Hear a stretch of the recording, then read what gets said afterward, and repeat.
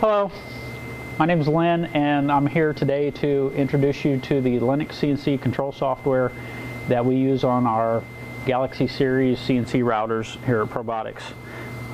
This is my demo machine. I recently updated to the 2015 model. We've made some improvements in a lot of the parts and how they go together. Makes it a lot more precise machine than before. Also, we've got the new Unity controller with 5 bipolar drivers in it, and also we got the new logo and some cosmetic dress-ups. My machine here is equipped with our optional automatic tool link sensor, which you'll see right there, as well as a VFD spindle and our new cyclone dust collection system that we'll be using in this demo. So to get started, we've got the machine all wired up, and we've got the LinuxCNC computer booted up into the LinuxCNC operating system, and at this point the controller the power switch is off at this point. What we want to do is go up here in the top left corner and click on the icon for our machine. Actually double click on that, and that will launch the LinuxCNC control software. And at this point now the software is in control of the parallel port, so we're okay to go ahead now and reach down here and turn on the control cabinet. And when you turn on the control cabinet, you will actually hear the stepper motors energize and they will jump into a lock position. Then over here on the computer screen, let's go ahead and double click on the blue bar here, and that'll maximize that window. The special Ubuntu operating system that LinuxCNC runs on is very similar to Windows in the fact that it's got copy and paste and drag and drop and maximize, minimize, and all the things that you're already used to on your Windows operating system. It's just laid out a little bit differently, like the applications menu is at the top instead of the bottom, and some little differences like that. But for the most part, it's pretty easy to navigate around. So, alright, so here we have, this is called the axis interface. So, the first thing you'll notice here is that there's a big red button up in the upper left-hand screen with an X through it. That is your emergency stop button. It is also an emergency stop indicator, meaning that if I reach over here and I press the emergency stop button on the front of the machine, you'll see that the icon depresses on the screen. If I release the emergency stop button on the front of the unit, then it will depress the indicator on the screen. I can also press that to activate e-stop, and also be aware that the escape key on the keyboard is also an e-stop button and is oftentimes easier and faster to get to than reaching across the table to get to the e-stop button. So then the button next to that, this orange button here, that is called machine power. Actually what it does is toggles the controls here in the software. You see that they're ghosted out right now. If I click on the orange button, then those controls will activate. And then just going straight across that row, the next icon there will open a file. The icon next to that will reload the current file, provided that you had jumped out into gedit text editor to make some edits to your G-code. If you made an edit and you just wanted to reload the current file, click on that icon. You see down here in the bottom that the currently loaded G-code file is displayed down here in the bottom, and you can scroll through it up and down. The next button over is begin executing the current file. That is basically start. The button next to that will execute one line at a time of the currently loaded file. The button next to that, which is ghosted out because we're not currently running, is the pause button, and then you have the stop button next to that. The button next to that is what we call block delete. If LinuxCNC encounters a / in the G-code file at the beginning of the G-code line, it will skip over that line, it won't run it. Then the button next to that, M1 option stop, if LinuxCNC encounters an M1 on a line, it will pause and wait for you to hit the pause button to restart the software. And that's useful for things like if you were running a part and you needed to, I don't know, blow something off or something like that, make some kind of adjustment. And then all the buttons remaining on that top row there are your different view buttons. You can zoom in, you can zoom out, you can look at the display from the top looking down in 2 different directions. You can look at it from the side, looking in from the X direction, looking in from the Y direction, and then perspective view. You can scroll in and scroll out with the scroll wheel. If you click on that cone looking icon, then that will allow you to rotate your viewport around. And then the last button over there kind of looks like a yellow paintbrush. That's actually a broom that will sweep off the history. As you jog the machine around or run files, it will keep a history of where the tool has been, and it will show up on the screen. And when it gets kind of cluttered, you need to see through it, just go sweep that path off. So now, on the machines that have the Atlas Tool Link sensor, you will have some additional buttons over here on the right. That top button there shows the position of the probe, basically, and so we can test that probe by clicking on it and watching the display. And then you've got a couple other buttons over here that we'll go over in a little bit. So coming back over here to the left, you've got 2 different tabs here. You've got the manual control tab, and then you've got the MDI tab. Let's start with the MDI tab. MDI stands for manual data input. These machines are not intelligent machines. They are sitting here waiting on commands from you. And you can sit here in MDI command mode, and you can command that machine around 1 line of G-code at a time.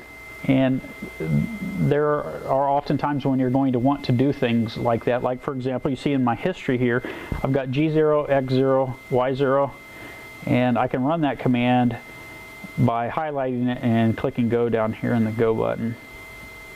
I can also double click on it as well.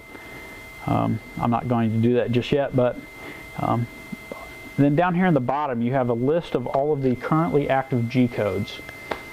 So you see that G17 is XY plane selection, G40 means tool length compensation is turned off right now, G20 means I'm in inch mode, G90 means I'm in absolute machine coordinates mode.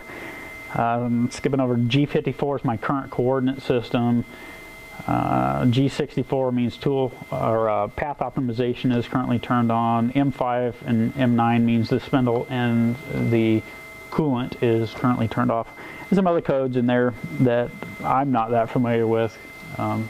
There are probably a dozen different G codes that are kind of important for you to be familiar with. And we'll cover that in another topic in another video. But so going back over here to the manual control screen, there are 3 different ways that you can drive a machine like this. The first way is to use the controls on the screen by choosing an axis, X or Y or Z, and then using the plus or minus buttons and choosing what mode it's in. Right now we're in continuous mode. I can also go into incremental mode, where a push of the button would go a specified distance out of those increments. So see here, I'll pick the Y-axis and I'll jog that back a little bit. Choose the X-axis, I'll jog that over a little bit. The other way that you can jog the machine is by using the keyboard controls.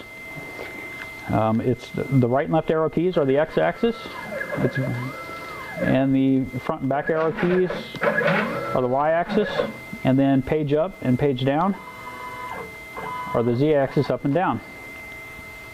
And you see that when you choose those buttons on the keyboard, it actually chooses the radio buttons on the screen as well. Then the third way that you can jog this machine, we include this Logitech gamepad. It's kind of like a PlayStation controller.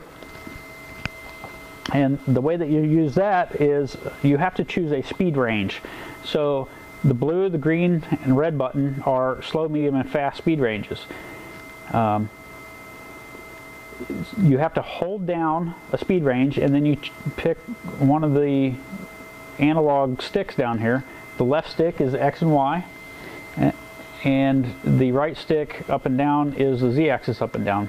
And those sticks are also analog, so the further you press them, the faster it will go within that speed range.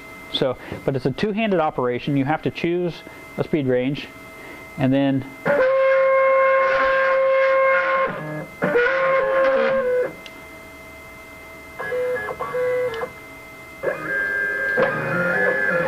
that's really handy for when you're doing touch-off moves, if you need to, walk around the machine and get down and eyeball it to be able to see what you're doing.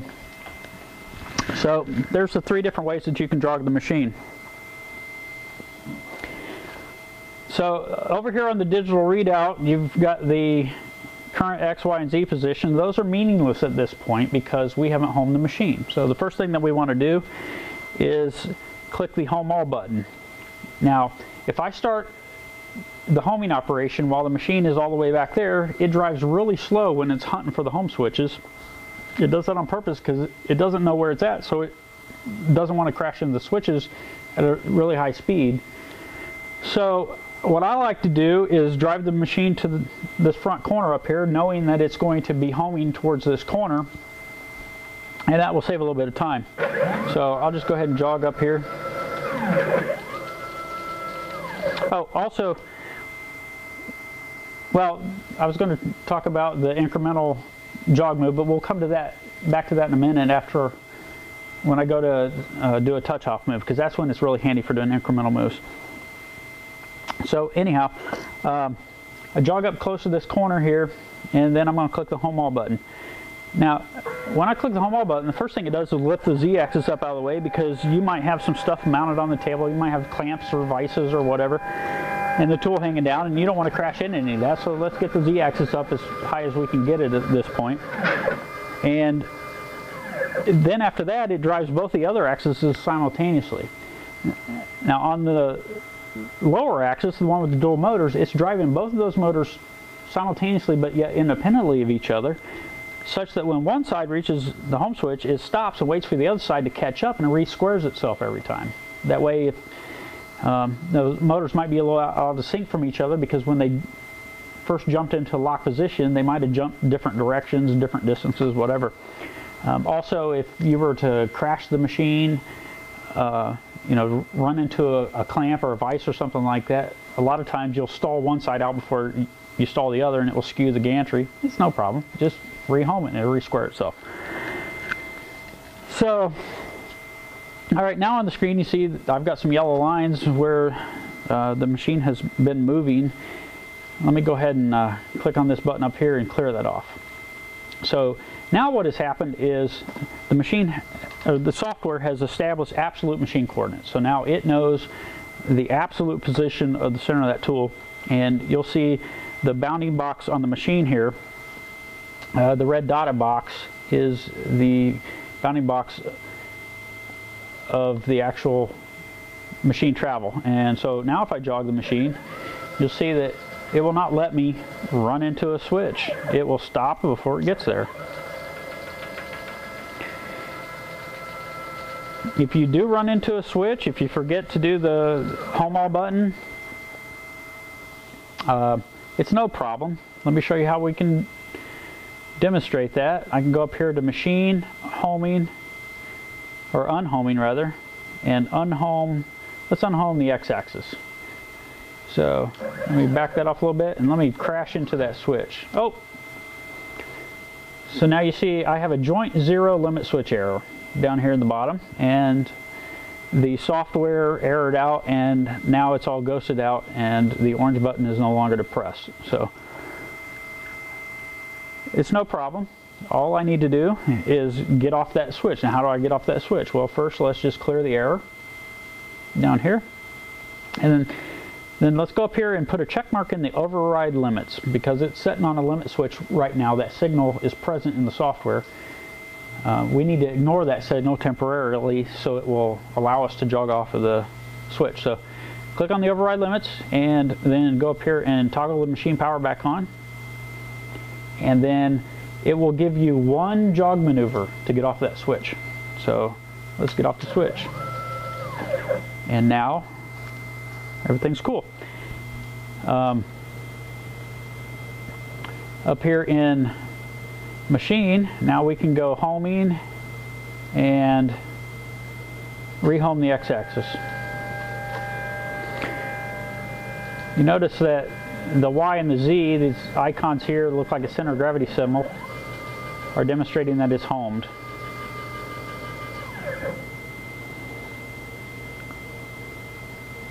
Also, let me show you this again. You have another icon that shows up in here. Let me go and unhome the x-axis again. And we'll crash into that switch again. Oh crap. No problem. Which axis is joint 0? Well, joint 0 is sitting on a switch, and you see that icon there. It looks like an arrow pointing to a line. That is an indicator that shows you that the x-axis is sitting on a switch. Let's clear the error, override limits, toggle machine power, and jog off that axis, or off that switch. And then, just to get back where we were, let's rehome the x-axis.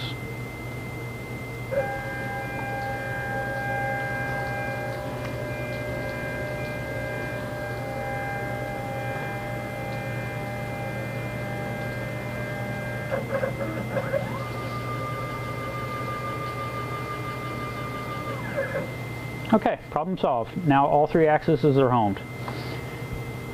Alright, when it is finished homing, it drives back to the center of the machine.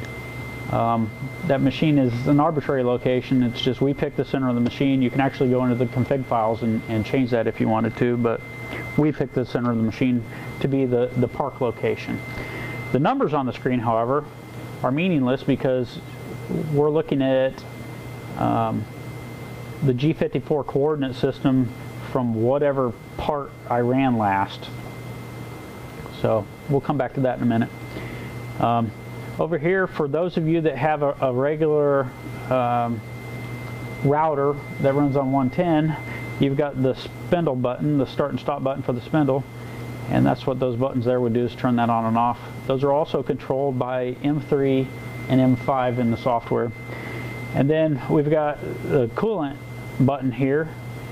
I have the coolant signal tied into our cyclone dust collection system, and so if I put a check mark in there, it will turn on the dust collector and uncheck it, and it turns it off. That signal is also controlled by M codes. That would be M8 to turn it on and M9 to turn it off. And then down here we have our feed override, our jog speed, and our max velocity sliders, and so you can control the different speeds and feeds on the fly by adjusting those sliders. And then down here you've got the display of the currently loaded G-code, and you see that we have the default Probotics logo G-code loaded right now. You can run that G-code by putting a little engraving bit in, touching off in the lower left corner if you want. I'm going to ignore these buttons altogether for now. That's a more advanced topic for those of you that have the tool sensor. But I want to actually show you how to run a part on here, and I've already created a G-code file. I used VCarve Pro. It's just my daily driver cam software. I need to cut a pocket in this piece of MDF here and poke a couple of holes in it for a fixture for a new PC board design that holds our solder mask on it for when we apply the solder paste to the board. So I've already knocked up that G-code, and so at this point I just need to mount the stock up on the table, and I don't have any kind of mounting system on here. I'm going to show you another video here in the next couple of days where I'm actually going to drive around the table and insert a bunch of 3 threaded inserts into the table. But for this first video, I just want to show you a quick and dirty way to mount up a piece of stock and touch it off and to run that G-code file. So for this operation, I'm just going to be using 3M double-sided tape. I like the 3M double-sided tape that has the green argyle backing. You can pick it up for about $9 a roll at Home Depot. You can also go down to Office Max, sells a big giant roll for about 42 bucks. It's really good stuff. If you leave it on too long, it'll actually stick and pull the top surface of the MDF off the spool board, so we don't want to do that. But you know, 10-15 minute part run, it's fine. So we want to apply liberal amounts of it. It is double-sided tape, and you know, it's not like you know, clamping something down to the table. So we want to make sure we get a decent amount of coverage. This is not what I would do if I was going to be running production parts. I'll do this at this stage of the game because I don't have a better mounting system on my table yet. But so I'm taking press this down really good into this MDF piece, and I'm also going to press it down to the actual MDF spool board.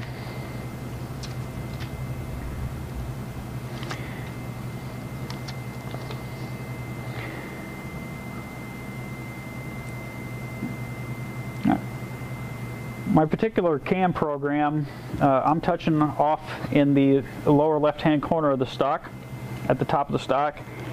And although this piece isn't critical, I do want to try to keep it pretty square to the tool travel. So I'm going to figure out some way here. I'll just use, you know, whatever little piece I have here to help me square that up to the table. And let me jog the machine back out of the way a little bit. I'm going to give some good pressure to that.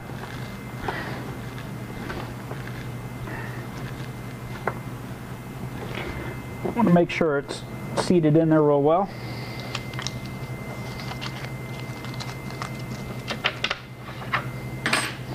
I've already loaded up an 1/8" end mill, so I don't need to show you that, but I am going to show you how to touch off. So let me get my dust boot out of the way here. So what we're going to do now is we're going to jog the machine. I can go back to either the gamepad controller or I can use the keyboard and jog it over to the corner of the stock that I told VCarve Pro that I wanted my origin to be. And depending on the type of thing that you're doing, you might need it really precise, and there are more precise ways of touching off, and I can show you that in the later video as well. But a lot of the things that I do on my machine, just looking at it with my eyeball is close enough. And so I'm going to try to place the center of the tool over the corner of the stock, and I might want to come over here and adjust the jog speed down on it. While I'm doing that, also I told you earlier about the incremental jog mode. So I'm close enough now that if I drop down to 5/1000ths of an inch incrementally, I'm going to get pretty darn close.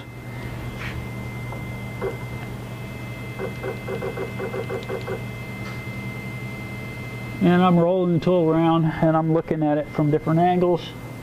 Try to put the center of the tool over the corner of the stock, and then the bottom of the teeth, if you will, of the tool down on the top of the stock. And I'm pretty content with how close I am there for this particular operation. So I'm going to come over here and let's load our file. Open. The default location that LinuxCNC looks for G-code files is in /home/probiotics/LinuxCNC/NC files. You can also put them on your desktop or wherever else. Some people are more organized than other people. I actually tend to not be the most organized with where I put my G-code files, but today I am. So there's a file I want to load, and so there's the tool path that it will run. You can also hold down both mouse keys and drag the screen around. I'm going to sweep my path off. Now, looking down here in my G-code preview down here, the first line of G-code is setting up some parameters like G90 absolute machine, G20 inch mode, G17 XYZ, or I'm sorry, XY plane selection for my arc moves. G40, make sure that tool length compensation is turned off, and G49, make sure tool diameter compensation is turned off. G0 is rapid move. This is the important one here, G54. What coordinate system am I running this G-code file in? G54. So I'm sitting on the corner of the stock. I'm going to choose the X-axis. I'm going to click touch off. It pops up this dialog box here. It is asking me where I am right now in the G54 coordinate system. You see, if I click this flyout here, you'll see all of the different coordinate systems I could be using. Most of the time you're going to be working in G54. There are reasons why you might want to use a different coordinate system for different things, especially in production work, and that's a topic we can cover another time too. But for right now, I'm at 0 in G54. Click OK, and you'll notice the display shifted in the X-axis. Click the Y-axis, click touch off, G54 again, 0 again, OK, and it shifts in the Y-axis. And then choose the Z-axis, touch off, G54 again, 0, click OK, and we're done. And so now if I come over the top and look at it from the top of the Z-axis, turn that off, I can give myself a sanity check to make sure that that G-code is where I think it is, or where I think it should be in relationship to what I know about how I designed that part in the CAM software. So that is exactly what I was expecting. Scrolling down here a little bit in my G-code, I have a VFD that is manually controlled at this point, so I'm going to have to turn that on manually, and it takes about 20 seconds for that VFD to get up to speed. So I put a G4 P20, that means pause for 20 seconds, to give the VFD a chance to catch up before it starts doing its work. So remember that my tool is sitting on the corner of the stock, and my first Z maneuver happens after my first XY maneuver. There's my first Z on line 11. There's my XY maneuver. So I want to lift the tool up so it's not sitting on the top of the stock at this point. So I'm going to hit the page up key. Oh, let's go back to continuous mode. Page up off of it. I can move my jog speed back up. Get up there. All right. So now I'm ready to go. The only thing I need to do is put my dust boot back on, and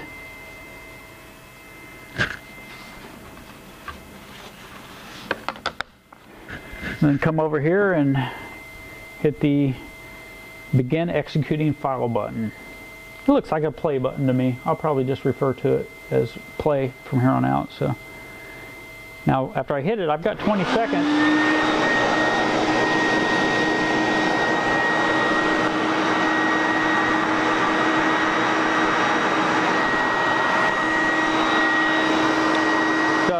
The dust collector is kind of loud, but the spindle itself is really quiet.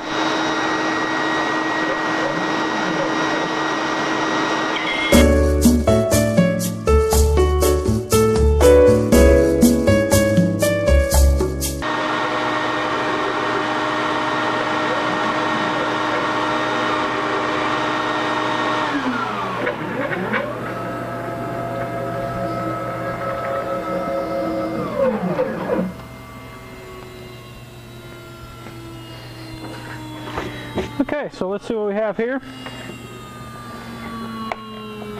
Got me a little pry bar that helps me unattach things from the table. And I've got my double-sided tape I can peel off now.